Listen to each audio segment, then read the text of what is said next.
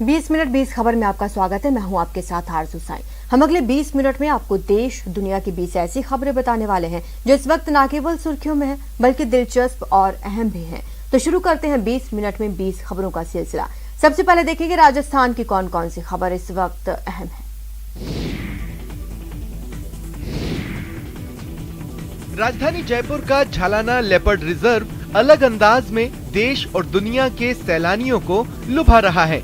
यकीन नहीं तो इन तस्वीरों को देखिए जहां पैंथर घास के मैदान में विचरण कर रहा है। अमूमन पैंथर या तो पेड़ पर चढ़ा नजर आता है या फिर पहाड़ी गुफाओं में छुपा और दुबका हुआ, लेकिन झालाना के जंगल में घास का मैदान विकसित होने से यहाँ के पैंथर का शर्मिला मिजाज काफी हद तक बदल गया है, वैसा ही जैसा अफ्रीका के सवाना के घास के मैदानों में नजर आता है। जिस तरह वहाँ शेरों को घास में खुलेआम विचरण करते देखा जा सकता है, उसी तरह जयपुर में भी पैंथर घूमते हुए देखे जाने लगे हैं। झालाना लेपर्ड सफारी के पैंथर खुलेआम आराम से घूमते हुए नजर आते हैं। अमूमन ये देखा गया है कि लेपर्ड बहुत ही शर्मीला जानवर होता है। ये इंसान से काफी दूर या तो पेड़ों पर या फिर पहाड़ों में रहता है। और अब देख लेते हैं कुछ अन्य राज्यों की खबरें।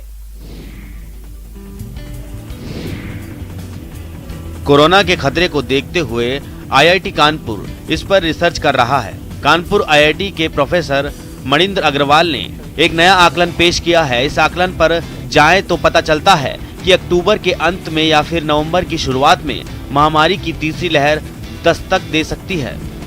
प्रोफेसर मणिंद्र अग्रवाल ने ऐसी संभावना अपने गणितीय मॉडल सूत्र के आधार पर जताई है। प्रोफेसर अग्रवाल की माने तो डेल्टा वेरिएंट से मजबूत या कोई नया म्यूटेंट सामने आता है तो कोविड की तीसरी लहर आ सकती है। अगर ऐसा होता है तो इस लहर के चलते देश में 1 लाख कोरोना संक्रमित रोजाना सामने आएंगे। प्रोफेसर का कहना है कि अगर तीसरी लहर आती है तो टीकाकरण न करवाने वाले 37% लोगों पर कोरोना संक्रमण का अत्यधिक खतरा होगा। वैक्सीन चाहे पूरी प्रकार से नए म्यूटेंट से रक्षा न कर पाए, लेकिन वो हॉस्पिटलाइजेशन जैसी स्थिति नहीं आने देती।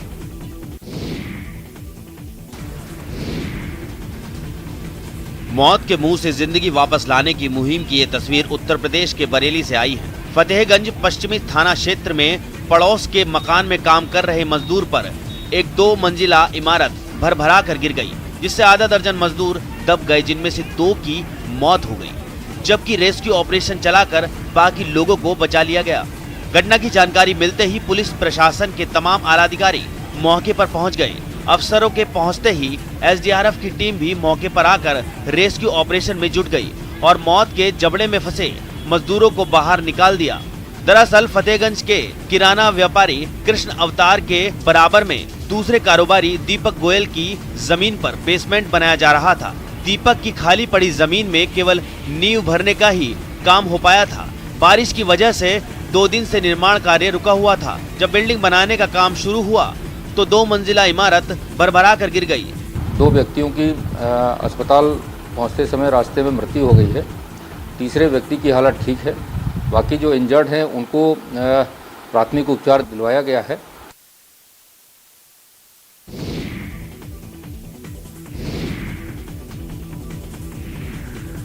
महासमुंद कोतवाली में जाते ये लोग देश के अन्नदाता हैं, जो खून पसीने से उगाई फसल का दाम नहीं मिलने से परेशान हैं और अब पुलिस से गुहार लगाने पहुंचे हैं।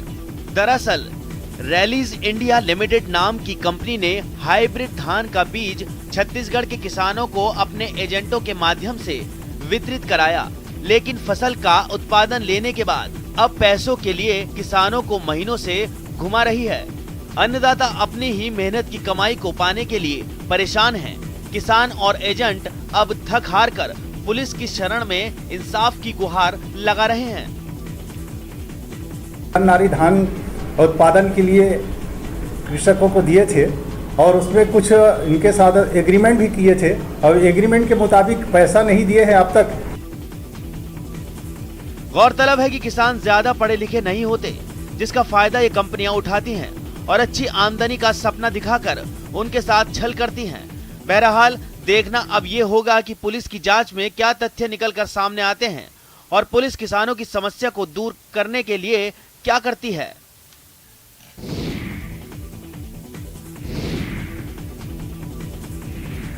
गाड़ी की रफ्तार कम होती है। केबिन में बैठा ड्राइवर सड़क पर खड़े पुलिस वाले के हाथ में रुपए थमाता है। इसके बाद गाड़ी अपनी रफ्तार पकड़ लेती है। इसी तरह दूसरी गाड़ी का ड्राइवर भी चढ़ावा चढ़ाने के बाद सड़क पर अपनी गाड़ी सरपट भगा ले जाता है। और इस सब जांच के नाम पर होता है। बिहार के नवादा जिले में ये वीडियो सोशल मीडिया पर तेजी से वायरल हो रहा है, जिसमें पुलिसकर्मी ट्रक चालकों से अवैध तरीके से रुपए वसूलते नजर आ रहे हैं। न्यूज 18 राजस्थान इस वायरल वीडियो की पुष्टि नहीं करता, मगर वीडियो में स्पष्ट देखा जा सकता है कि दो पुलिस वाले ट्रक चालकों से कागज जांच के नाम पर रुपए वसूल रहे हैं। वीडियो में देखा जा सकता है कि कुछ ट्रक से पैसे वसूल रहे हैं। कुछ ट्रक चालकों के कागज दिखाए जाने के बाद उसे आगे जाने के लिए छोड़ दिया जाता है। ये वायरल वीडियो रजौली समेकित जांच चौकी का बताया जा रहा है। आपको बताते चलें, इससे पूर्व भी रजौली समेकित की जांच चौकी पर अवैध तरीके से रुपए वसूली का वीडियो वायरल हो चुका है।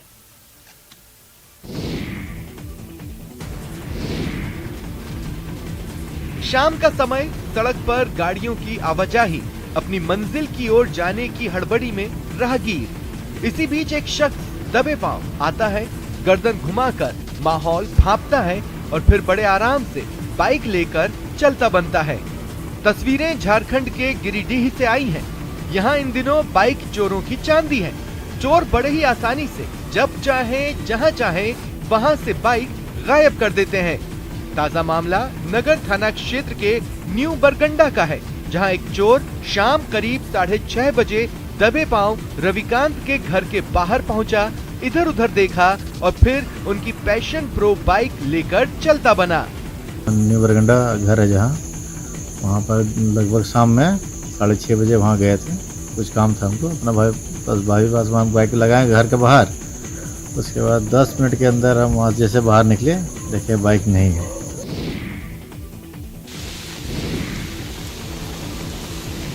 दिल्ली में भारी बारिश मुसीबतों का सबब बन गई। तस्वीरें बता रही हैं कि दिल्ली कैसे लगातार बारिश से बेहाल हो गई। सड़कें दरिया बन गई। धौला कुआं, ITO, सुनहरी बाग, नारायणा और मुनिरिका जैसे इलाकों में काफी जलभराव हो गया। बारिश के पानी में कई लोगों की गाड़ियां फंस गई। ये दिल्ली के लुटियंस जोन का मंजर है। शास्त्री भवन इलाके में पानी भरा तो सड़कों पर लंबा जाम लग गया और दफ्तर जाने वालों को काफी परेशानी का सामना करना पड़ा। ITO के पास बारिश का पानी इतना भर गया कि एक कार उसमें फंस गई। कल तक जिस जगह पर बच्चे खेलते थे या लोग चलते थे, वहाँ बच्चे तैरते नजर आए। उधर धौला कुआं इलाके में भी सड़क पर पानी भरने से एक कार उसमें फंस गई तो लोगों को धक्का मारकर उसे वहाँ से हटाना पड़ा। जनपद इलाके में तो भारी बारिश की वजह से एक पेड़ एक कार के ऊपर गिर गया, जिससे उसे काफी नुकसान पहुंचा। अब जरा सुनहरी बाग रोड की तस्वीरें ही देखिए। हर तरफ पानी ही पानी है, जैसे यहाँ पहले कोई सड़क कभी थी ही नहीं। उधर साउथ एवेन्यू जहाँ कई सांसदों के घर हैं, यानी ये इलाका VIP इलाका है, लेकिन बारिश का पानी ऐसा भरा कि उसे निकालने के लिए डिवाइडर को तोड़ना पड़ा।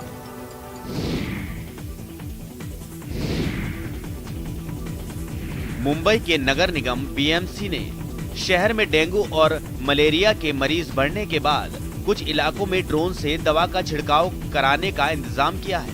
BMC ने जो आंकड़े जारी किए, उनके मुताबिक वहां अगस्त में डेंगू के 132 और मलेरिया के 790 मरीज सामने आए, जो कि जुलाई के मुकाबले काफी ज्यादा रहे। ऐसे में BMC ने कमर कसली और मच्छरों को पनपने से रोकने के लिए लोअर पेरल, प्रभा देवी, वर्ली और महालक्ष्मी इलाकों के कई हिस्सों में ड्रोन से दवा का छिड़काव कराया, ताकि वहां डेंगू और मलेरिया जैसी बीमारियां ना फैलें। लीटर का फ्यूल लेकर ये एक 15 मिनट तक फ्लाइट टाइम लेता है हमें, और हम ऑलमोस्ट एक 10 से 12 रूफ गटर्स तो कवर कर सकते हैं अभी तक। बताया जाता है कि शहर में ऐसी बहुत सी जगहें हैं जहां BMC के कर्मचारी साफ सफाई के लिए नहीं पहुंच पाते। ऐसी जगहों पर इस काम के लिए ड्रोन को उतारा गया, जिसने आसमान में उड़ते हुए दवा का छिड़काव किया। इससे पहले अधिकारियों की निगरानी में बीएमसी के कुछ कर्मचारियों ने उसे उड़ान भरने के लिए तैयार किया।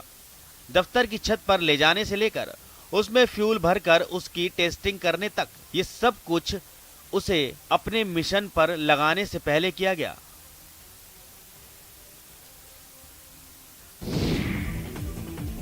यहाँ इस ग्राउंड की स्थिति अभी इतनी खराब है कि बरसात के दिनों में सब जगह कीचड़ भर जाता है और गर्मी के दिन में अत्यधिक गर्मी लगता है।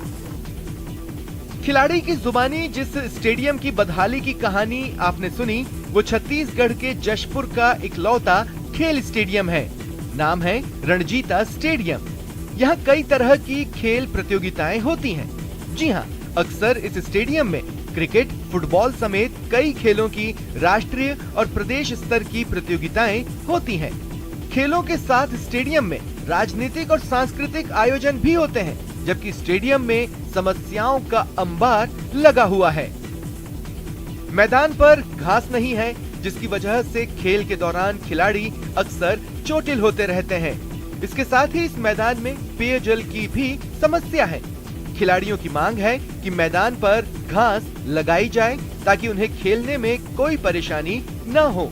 साथ ही पीने के पानी का भी इंतजाम किया जाए। और हाँ, बिजली की भी मांग है ताकि रात में भी खिलाड़ी आसानी से खेल सकें।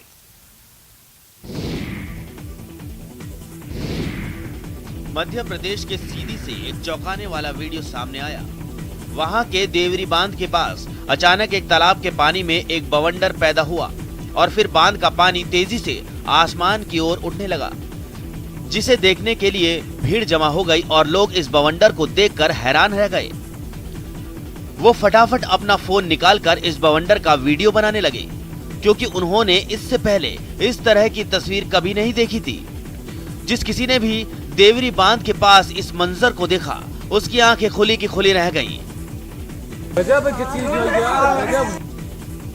लोगों को अपनी आंखों पर यकीन ही नहीं हुआ कि आखिर पानी आसमान की ओर उड़कर कैसे जाने लगा। लिहाजा किसी ने इसे चमत्कार बताया तो किसी ने भगवान की लीला। इस सब भगवान की कुदरत आई, आसमान में देखला चढ़ी पानी। बताया जा रहा है कि इस घटना से पहले वहां तेज तूफान आया और उसके बाद तालाब में बवंडर उठने लगा। एक अद्भुत चीज देखने को मिला। नीचे से 50 मीटर करीब पानी बादल में जा रहा था।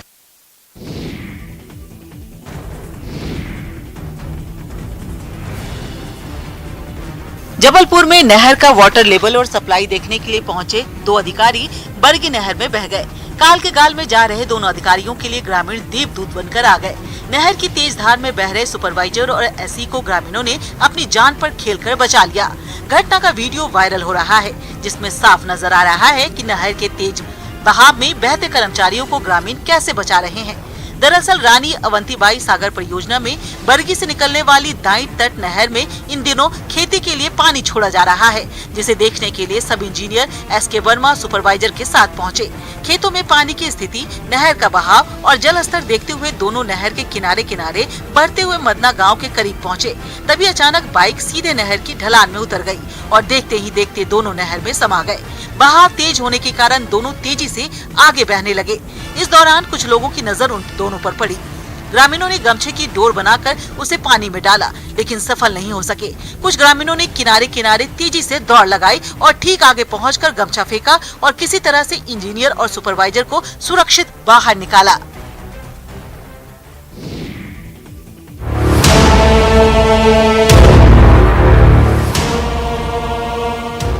बाघों के गढ़ यानी बांधवगढ़ में बाघों के अस्तित्व पर खतरा दिख रहा है। पिछले 15 दिनों में 3 बाघों की मौत हो गई। 2 बाघों की मौत आपसी संघर्ष में हुई तो तीसरे बाघ की मौत शिकार होने की वजह से हुई। शिकारियों ने घटना को छिपाने के लिए बाघ के शव को बोरे में पत्थरों के साथ भरकर कुएं में फेंक दिया। कुएं से दुर्गंध आने के बाद पता चला कि 14 साल की बाघिन 32 शिकारियों की शिकार हो गयी। बनबई वाली बाघिन के नाम से मशहूर बाघिन का शव कुएं से बरामद हुआ। बाघिन के शव की स्थिति देखकर माना ये जा रहा है कि यह शिकार का मामला है, लेकिन यह शिकार किन परिस्थितियों में हुआ, इसमें कितने लोग शामिल थे, शिकार का मकसद क्या था, इसको लेकर वन विभाग के अफसर सक्रिय हो गए हैं और घटना की बारीकी से जांच में जुटे हैं।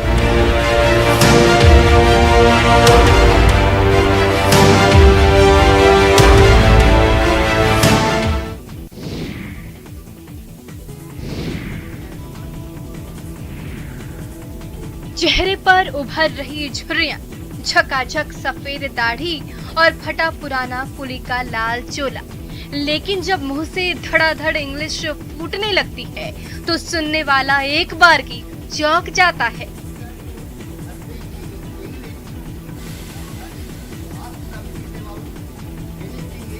ये है गया रेलवे स्टेशन के इंग्लिश कुलीमैन शिव कुमार गुप्ता। ना कोई डिग्री ली और ना इंग्लिश स्पीकिंग कोर्स किया, फिर भी अंग्रेजी ऐसी कि बड़े बड़ों की छुट्टी कर दे। हमारे चाहने वाले जानने वाले हमको अंग्रेजी कुली कहते हैं यहाँ गया रेलवे स्टेशन पर, कि ये कुली जो है अंग्रेजी कुली है। हाथों में अंग्रेजी अखबार, जुबा पर फराटेदार अंग्रेजी और काम कुली का। 70 साल के शिव कुमार गुप्ता पिछले 40 साल से गया के मुसाफिरों की तीमारदारी करते आ रहे हैं। कोरोना संक्रमण और लॉकडाउन ने सबसे ज्यादा कुम्हारों की माली हालत खराब की। 1.5 साल से पैसे की किल्लत झेल रहे कुम्हार इस बार उम्मीदों का दिया जलाए हैं। तस्वीरें छत्तीसगढ़ के कोंडा गांव की है, जहां कुम्हार पूरे परिवार के साथ मेहनत कर रहे हैं ताकि आर्थिक तंगी दूर हो, घर में खुशहाली आए। 1.5 साल से परेशान है कि कोरोना के कारण, क्योंकि हम लोग का सीजनल काम ज़्यादा होता है। गर्मी समय मटका पानी पीने के लिए। यूँ तो कुम्हारों का काम सीजन के हिसाब से चलता है। वे गर्मी में मटका, त्योहारों में मूर्ति, खिलौने और दिए बनाकर अपना रोजगार चलाते हैं। लेकिन कोरोना केसेस में आई कमी ने उनकी आंखों में सुनहरे भविष्य के ख्वाब सजा दिए हैं। बरसात के बाद बस्तर में त्योहारों का सीजन शुरू हो जाता है। पोला, गणेश चतुर्थी और नवाखाई कुम्हारों की कमाई इन त्योहारों में सबसे ज्यादा होती है। उम्मीद है दिवाली पर लोगों के घर रोशन करने वाले उनके दिए इस बार उनके घर का कोना कोना जगमगाएंगे।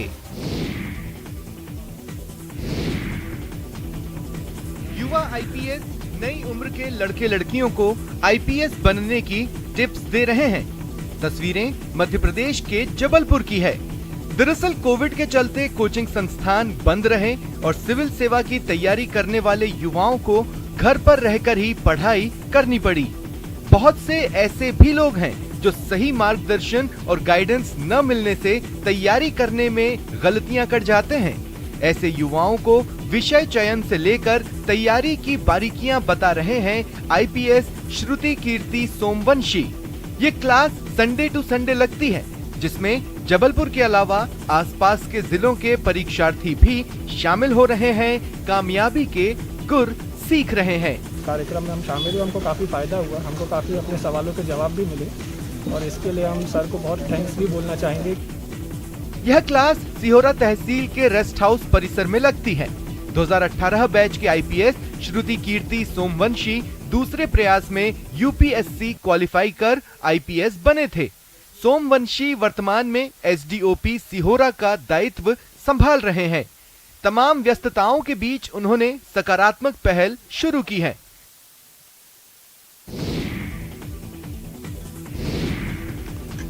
अक्सर लोग कुछ नया, अलग और थ्रिलिंग करना चाहते हैं। ऐसे में मन में सबसे पहला ख्याल आता है पैराग्लाइडिंग का। बादलों के सिर पर सवार होकर दुनिया का एक अलग ही रूप देखने को मिलता है। एक ओर जहां मन में बेहद उत्साह होता है, वहीं दूसरी ओर थोड़ा सा डर भी लगता है। लेकिन डर और उत्साह के अनूठे अनुभव का संगम का नाम ही पैराग्लाइडिंग है। लेकिन यहाँ मकसद अलग है। पैराग्लाइडिंग के रोमांच से लोगों को रूबरू कराना नहीं, बल्कि लोगों को मतदान के लिए प्रेरित करना है। तस्वीरें कर्नाटक के कलबुर्गी की हैं। सिटी कॉरपोरेशन के चुनाव में मतदान प्रतिशत बढ़ाने के लिए प्रशासन एक खास अभियान चला रहा है। इस संदेश के साथ ही नागरिक होने का अपना फर्ज निभाइए और कॉरपोरेशन चुनाव वोट जरूर दीजिए। Gulbarga City Corporation election are being conducted on 3rd of September 2021. So as a sweep activity, as an activity for increasing voters awareness and voters participation in this city corporation elections, we are promoting this activity of paramotoring, through which we are urging our voters to give maximum votes and participate in this voting campaign.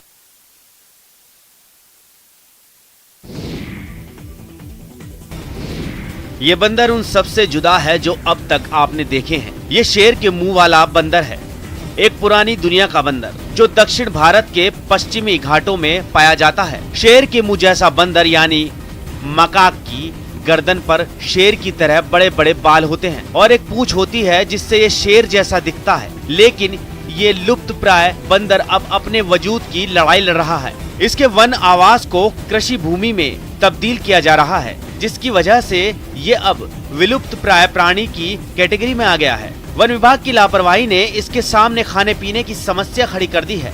इनका जीवन अब सैलानियों के दिए खाने पीने के सामान पर चल रहा है। This species is facing a lot of problem because of the improper management of forest department, and the major problem is food. There is no food available for this lion-tail species, and water and food. These are the main requirement of this species. चलिए अब देख लेते हैं अंतर्राष्ट्रीय जगत की कुछ अहम खबरें। अमेरिका में आइडा तूफान तो तबाही मचाकर आगे बढ़ गया, लेकिन तूफान की मार झेलने वाले कई इलाके अब भी पानी में डूबे हैं। यही नहीं, हजारों लोगों के घरों में अब भी न तो बिजली है और न नलों में पानी। हालात कब सुधरेंगे इसका जवाब भी किसी के पास नहीं है, क्योंकि लुइजियाना राज्य से सामने आई तस्वीरों में अब भी हर तरफ पानी का आतंक नजर आया। गली मोहल्लों के इर्द गिर्द पानी का डेरा दिखा, लेकिन कहते हैं ना कि मरता क्या ना करता, तो घुटनों तक पानी से भरी सड़कों को लोग पैदल ही पार करने पर मजबूर हो गए। तूफान के ढाए कहर के सबूत भी जगह जगह दिखे। भारी भरकम गाड़ियां एक तूफान के तांडव में पलटी हुई नजर आईं। अमेरिका के लुइजियाना राज्य में पेट्रोल भरवाने के लिए ऐसी मारामारी मची है कि लोगों की भीड़ पंप पर जुट गई है।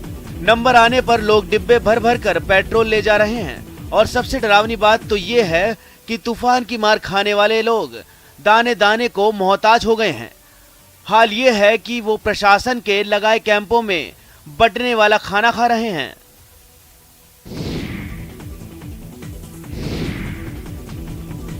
अमेरिका के कैलिफोर्निया में सुलगते जंगलों से लोगों की जान पर बनाई। वहां इतने बड़े इलाके में आग फैली कि कई एकड़ का जंगल जलकर बर्बाद हो गया, जिसे बुझाने की कोशिश तेज हो गई। और इसकी एक तस्वीर आई एल डोराडो काउंटी से, जहां हाल काबू से बाहर दिखे। जंगलों का एक बहुत बड़ा हिस्सा शोलों में तब्दील हो गया और उसे बुझाने में दमकल कर्मियों ने एड़ी चोटी का जोर लगा दिया। वहीं दूसरी तरफ दमकल विभाग के कुछ लोग इसके उलट जंगली घास और छोटे पौधों को आग के हवाले करते नजर आए, ताकि जब वहां तक आग पहुंचे तो उसे आगे बढ़ने का सहारा न मिल पाए। ताहो झील के आसपास के बड़े इलाकों को एक दिन पहले ही खाली करा लिया गया है, जिससे लोगों की जान बच पाई। कैलिफोर्निया के जंगलों में बीते 2.5 महीने में आग लगने की 7,000 घटनाएं हो चुकी हैं और लगभग 7,500 वर्ग किलोमीटर में फैले जंगल राख होने के बाद भी आग पूरी तरह बुझी नहीं है, बल्कि तेज हवाओं की वजह से लपटें और भी खतरनाक हो चुकी हैं।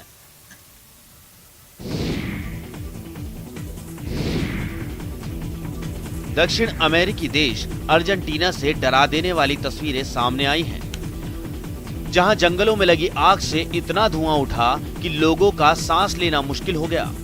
इस धुएं ने सारे आसमान पर कब्जा जमा लिया और फिर वो पराना नदी के डेल्टा की तरफ बढ़ता दिखाई दिया। वहां इस आग ने कई एकड़ के जंगल को नष्ट कर दिया, जिसकी तस्दीक धुएं के बादल करते नजर आए। इस पर काबू पाने के लिए सेना के हेलीकॉप्टर की मदद से दमकल की टीमें वहां भेजी गईं। सेना के विमान लगातार उस इलाके का हवाई दौरा भी करते दिखे, जहां हालात ज्यादातर खराब बताए गए। आसमान से ली गई तस्वीरों में साफ दिखा कि कैसे इस धुएं ने एक लकीर की शक्ल ले ली है, जिसके लिए अर्जेंटीना के पर्यावरण मंत्रालय ने वहां के किसानों को भी जिम्मेदार ठहराया। बता दें कि अर्जेंटीना में लगातार दूसरे साल भयानक सूखा पड़ा हुआ है, जिसकी वजह से वहां पराना नदी के किनारे की झाड़ियां सूख गई और उन्हीं झाड़ियों में लगी आग अब नए संकट की वजह बन गई है। कोरोना के खिलाफ लड़ाई में सफाई कर्मी पूरी जिम्मेदारी के साथ अपना फर्ज निभा रहे हैं। कोरोना के खतरों के बीच अपने कर्तव्य का निर्वहन करने वाले इन वॉरियर्स की जितनी तारीफ की जाए कम है। उनकी इसी ईमानदारी को देखते हुए पूरे देश में सफाई कर्मियों के टीकाकरण के लिए विशेष व्यवस्था की जा रही है। धनबाद में भी इनके वैक्सीनेशन के लिए विशेष व्यवस्था की गई।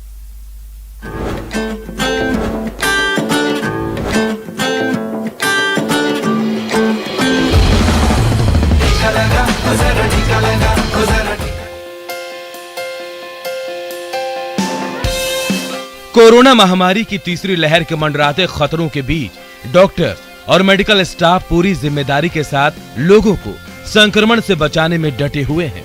लेकिन एक और योद्धा है जो कोरोना के खिलाफ जंग में चुपचाप लोगों को संक्रमित होने से बचा रहा है, और वो है सफाई कर्मी, जो ना तो अपने काम का ढिंढोरा पीटते हैं और ना ही अपनी तारीफों के पुल बनवाना पसंद करते हैं। वो चुपचाप बस अपना काम कर रहे हैं। लेकिन सच यही है कि कोरोना के खिलाफ जंग में इनके कंधों पर बड़ी जिम्मेदारी है, और ये बड़ी ईमानदारी से अपनी जिम्मेदारी का निर्वहन भी कर रहे हैं।